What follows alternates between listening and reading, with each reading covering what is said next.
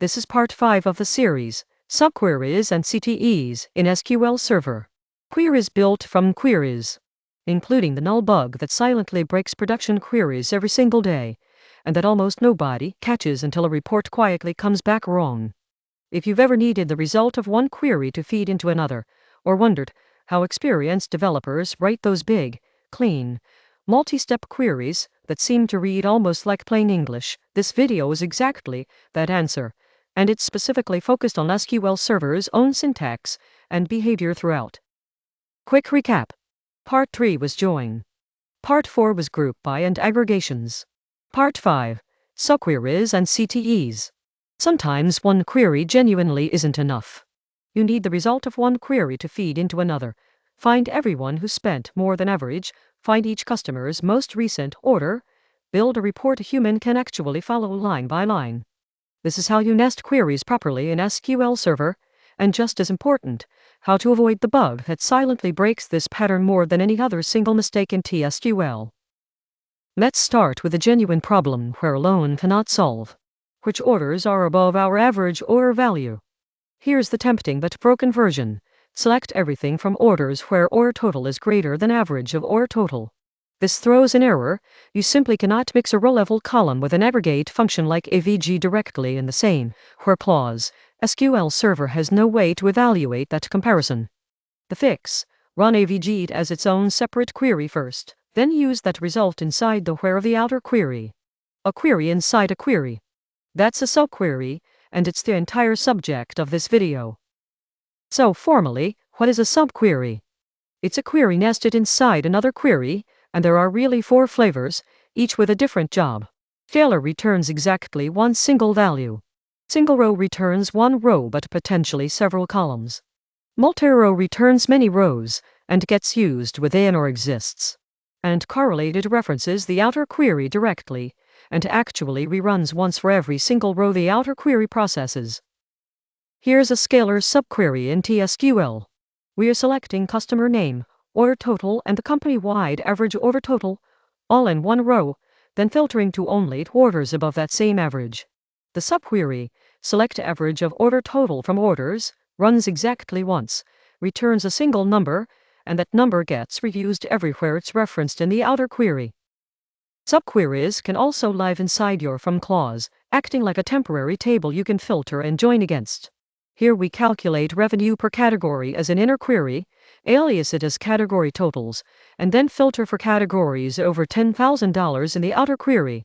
One important SQL Server specific detail: it requires an alias, here category, underscore totals, on every single derived table, no exceptions, and forgetting this trips up almost every beginner at least once. Now, the actual problematic example this video is really built around. The question: which customers have never ordered? Here's the natural-looking query.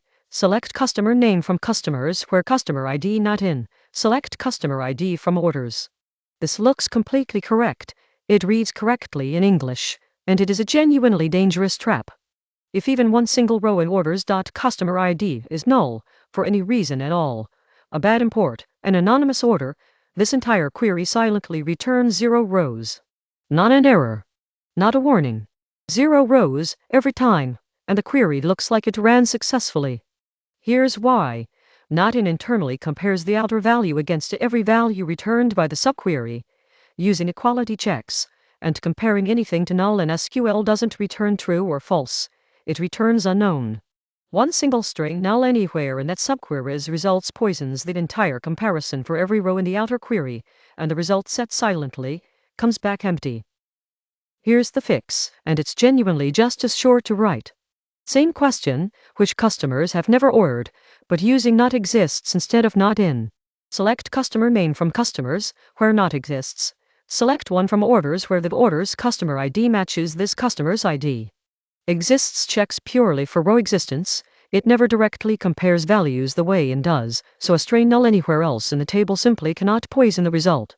The habit to build starting today: default to exists and not exists over in and not in, anytime the subquery's column could ever possibly contain a null, which in real production data is most of the time.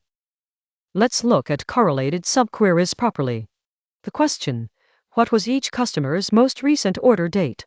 For every row of customers, we run an inner query, select the max of created at from orders, where that order's customer ID matches this specific outer row's customer ID. That inner query references c.customer ID from the outer query, that's what makes it correlated, and it genuinely reruns once per outer row. Powerful, very readable, but worth knowing it can get slow once your customer table grows into the millions of rows. Now let's introduce CTEs properly. A CTE, a common table expression, is a named, temporary result set, defined with the keyword. Here's the exact same category revenue logic from a few minutes ago, but written as a CTE, with category totals as select category and sum of order total from orders grouped by category, then simply select from category totals where revenue is over 10,000. Same result as the derived table version, but now the logic has an actual name, and reads top to bottom like a short story instead of being nested awkwardly inside a from clause. CTEs get genuinely powerful when you chain several of them together. Here, customer totals calculates total spend per customer. Then ranked customers takes that result and ranks it using a window function, rank, ordered by total spent descending. Then the final select just filters for the top 10. Pre-clearly named, readable steps, each one building on the last, instead of one deeply nested block of parentheses that's painful to edit 6 months later. SQL Server also supports recursive CTEs, which are genuinely a specialty feature worth knowing exists. The classic use case: show me this employee's entire management chain. You define an anchor, employee ID 501, level 0, then a recursive part that joins that employee's table back to the CTE itself, walking up one manager level at a time, incrementing the level counter, using union all to combine anchor and recursive parts together. This pattern also handles org charts, bill of materials explosions, and any other genuinely hierarchical data. So when do you actually reach for a subquery versus a CTE versus a real temp table? A subquery is best for something one-off, used exactly once, inline in a single spot. A CTE is best for named, readable, multi-step logic scope to just one statement, or for recursive queries specifically. And a hashtemp table or table variable is actually materialized on disk or in memory, genuinely reusable across multiple statements in the same batch, which makes it the right call for large intermediate results you need to reference more than once. Let's do a full before and after refactor, because this is where CTEs earn their keep in real work. Before, a query nested 3 levels deep. Select star from an outer wrapper, wrapping a middle layer doing the sum and group by, wrapping an inner layer with its own and subquery filtering to recent signups. It's correct, but genuinely hard to trace with your eyes. After, the exact same logic, rewritten as 2 named CTEs, new customers, then customer spend, joined together, then one final clean select. Same result, same performance in most cases, dramatically easier for the next person, quite possibly you in 6 months, to actually read and modify. Let's cover the mistakes that catch even experienced developers off guard. First, and worth repeating, because it matters this much, not in with a nullable column, always check whether the subqueries column can contain a null before you reach for not in. Second, assuming a CTE is automatically materialized and cached by SQL Server. It is not. Reference the same CTE 3 separate times in one query, and its underlying query may genuinely execute 3 separate times behind the scenes. And third, correlated subqueries on very large tables. Rerunning per outer row is completely fine at a small scale, but can quietly become the single slowest part of an entire report as your data grows into the millions. Let's walk through a genuine capstone query pulling several ideas together. The question: top 5 customers by spend, only counting orders that were above that specific customer's own average. First CTE, customer average, calculates each customer's average order value. Second CTE, above average orders, joins orders back to that average and keeps only the orders exceeding it.